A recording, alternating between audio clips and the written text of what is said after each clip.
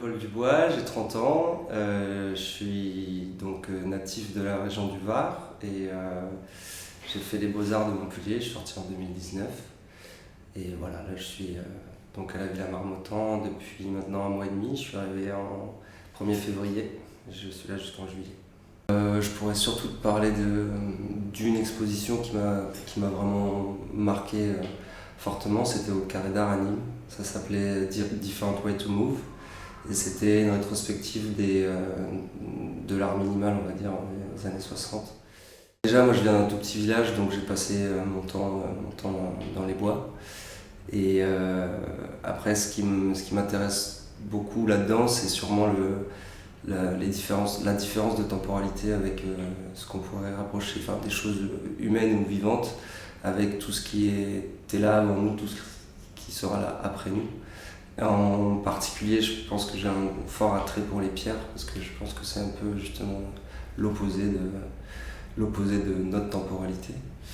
Et après, j'accorde beaucoup d'importance à la nature, parce que c'est de là où on vient aussi, je pense. Je me souviens très bien, c'était chez ma grand-mère.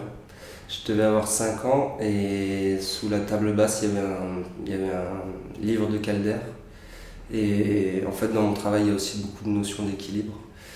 Et je pense que c'est le premier souvenir de ce qui m'a fait comprendre que c'était quelque chose qui m'attirait beaucoup.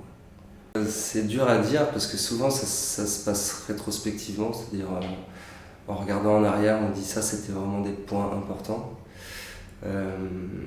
Je pense que je peux parler de cette photo qui est peut-être le point de départ de mon travail, parce qu'après choisir des pièces, ça dépend de ce que j'ai envie de parler, mais sinon cette pièce, c'est une photo que j'ai faite sur le mont Katekia, qui est en Équateur, et en fait on voit pas, mais je me trouve au milieu, et en fait il y avait cette notion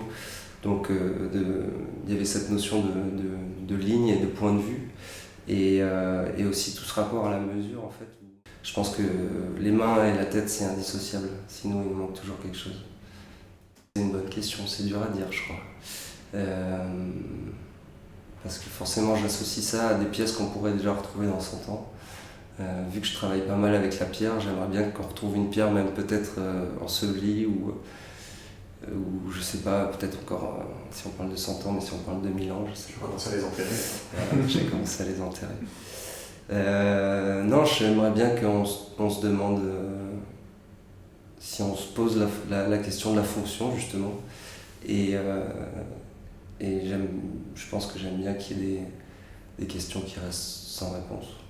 Ça impacte mon œuvre parce que déjà je travaille dans un espace qui est ici, on va dire, plutôt restreint, donc forcément les formes qui vont en sortir, elles auront la dimension du lieu de mon travail souvent. Donc j'ai tendance à vouloir faire plutôt des choses qui prennent de l'espace, qui s'inscrivent dans l'espace. Et le fait déjà de travailler dans un lieu un peu plus petit, ça me recentre sur des choses d'une autre échelle.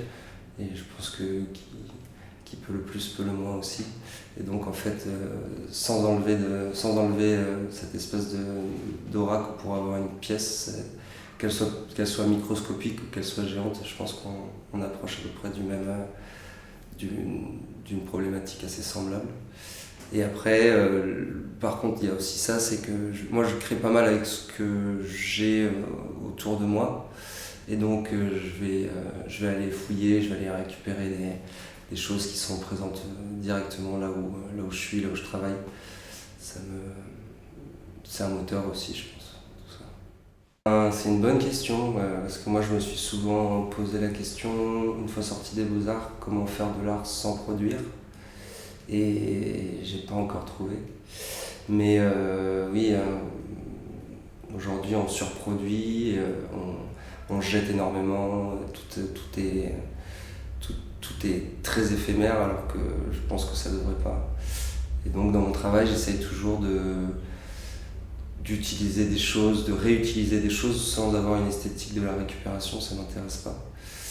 Et je me pose souvent la question de qu'est-ce que ça deviendra. Il faut pas trop j'aime intervenir sans déranger la pérennité de ce qui m'entoure, je crois.